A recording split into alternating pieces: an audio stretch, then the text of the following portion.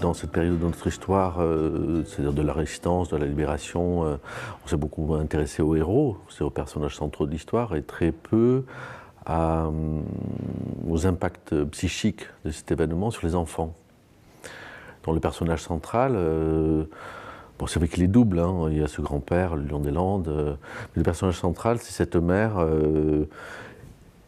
et au-delà de cette mère, l'impact d'un événement comme une guerre par rapport à la génération qui suit. Je crois que c'est quelque chose en fait dont on parle peu, très très peu. On a tendance, c'est un travail qui a été fait sur la déportation, sur l'extermination des Juifs.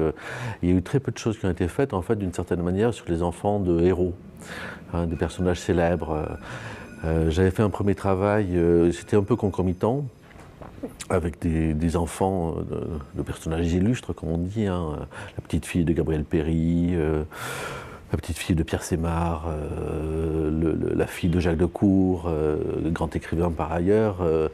Et en fait, la trajectoire de ces enfants est absolument cataclysmique. C'est-à-dire qu'on pense qu'ils vont être... ils ont été honorés, mais ils n'ont absolument rien compris à ce qui se passait. Hein, et leur trajectoire, leur vie a été une espèce de deuil permanent. D'abord de leurs parents, parce que là il s'agit de parents qui ont été fusillés, hein, comme Jacques Decour au Pulitzer. Alors dans le cas de ma mère, son père n'a pas été fusillé, mais ce sont des traumatismes d'enfance. Ce sont des enfants qui ont, on va dire, entre 8, 9, 10 ans pendant la guerre, en 41. Donc ils comprennent, ils ne comprennent pas, ils sont dans une... Ils sont au fond d'une impasse, en fait. Il n'y a pas d'avenir. Il n'y a absolument aucun avenir. Après, quelque chose va se lever, mais eux, ce qu'ils auront perdu, c'est leur enfance. Donc c'est quelque chose de central. En plus, ils l'ont perdu de manière très, très, très étrange. Il faut bien comprendre qu'un enfant qui ne comprend rien à ce qui se passe, ce qui a été le cas de ma mère, ça donne comme un plissement de terrain qui crée une faille. C'est absolument destructeur. Hein. Donc là,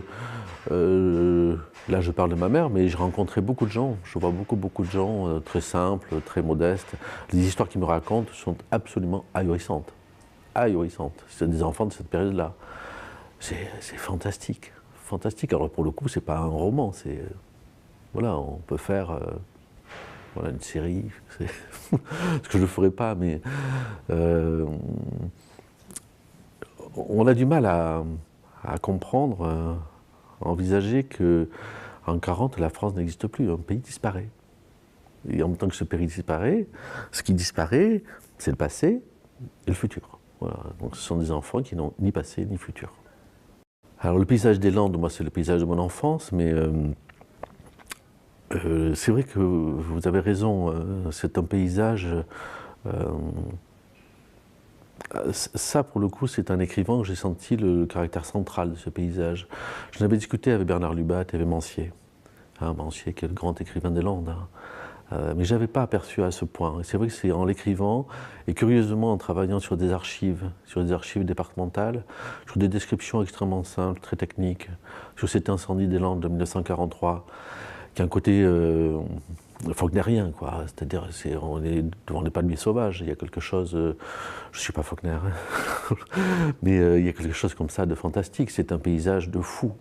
Voilà. Vous savez, quand on prend. Maintenant, c'est différent. Mais quand on prenait la RN10 avant, même jusqu'à une époque récente, avant qu'il y ait l'autoroute bien aménagée, il y a quelque chose de bizarre qui se passe, quoi. C'est-à-dire, les mots sont faibles, hein, l'immensité, le ciel, c'est pas que ça, c'est pas que ça.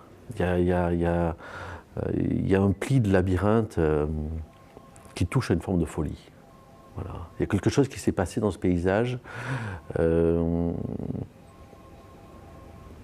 de secret, voilà, quelque chose d'enfoui.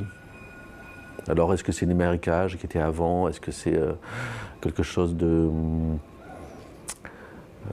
c'est un paysage psychique. Bon, on peut dire ça de tous les paysages, mais là, c'est un paysage... Vous savez, donc, je cite dans le livre un extrait d'archives de la découverte de 2 corps dans les Landes. Et la manière dont ces 2 corps sont extraits du sable et comment le sable les retient, comment le marais ne veut pas s'en séparer. Et finalement, on abandonne ces corps, hein, dans le sable. Voilà, il y a quelque chose comme ça qui est absolument vertical, alors que c'est totalement horizontal. C'est très bizarre, très très bizarre. Hein. C'est une bande horizontale, mais en fait où il y a une... En fait c'est un paysage sculptural pour moi. Voilà. C'est-à-dire que c'est un paysage qui a un poids, très bizarrement. Et alors ce poids, il a à voir certainement avec l'histoire, mais il a plus à voir avec... c'est pas un paysage romantique, c'est pas un paysage nostalgique. C'est autre chose. C'est vraiment autre chose.